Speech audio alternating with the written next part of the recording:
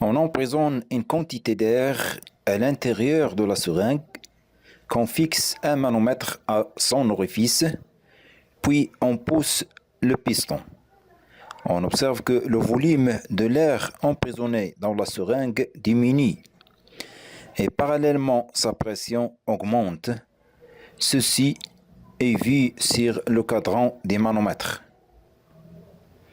De même, si on tire le piston, le volume de l'air emprisonné augmente alors que sa pression diminue. En utilisant le modèle particulier, et on explique que se passe-t-il lorsqu'on pousse ou bien lorsqu'on tire le piston. On sait que l'air est constitué par des particules qu'on modélise par des boules de couleur rouge et des boules de couleur bleue. Lorsque le piston est en équilibre, on dit que la pression à l'intérieur de la seringue est la même que celle à l'extérieur, c'est-à-dire à la pression atmosphérique.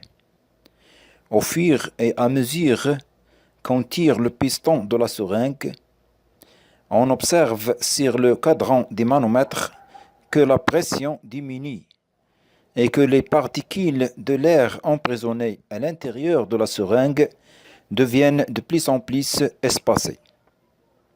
C'est-à-dire les particules se détendent et on dit que l'air est un gaz expansible, يعني قابل للتوسع.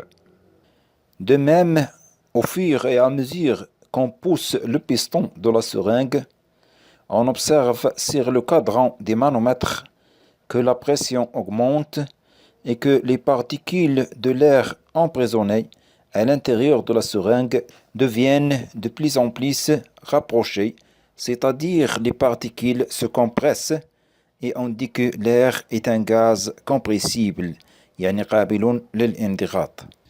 Une question qu'on peut poser, que se passe-t-il pour la masse de l'air emprisonné dans la seringue lorsqu'on pousse ou bien lorsqu'on tire le piston de la seringue?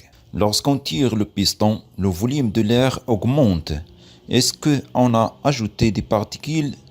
On n'a pas ajouté des particules, mais uniquement les particules emprisonnées subissent à l'expansion.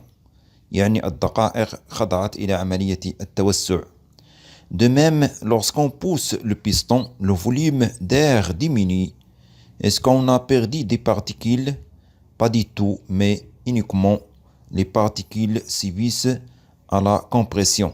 يعني الدقائق خضعت إلى عملية الانضغاط. Donc, dans les deux cas, lorsqu'on pousse ou bien lorsqu'on tire le piston, la masse ne change pas, même si le volume change car le nombre de particules reste la même.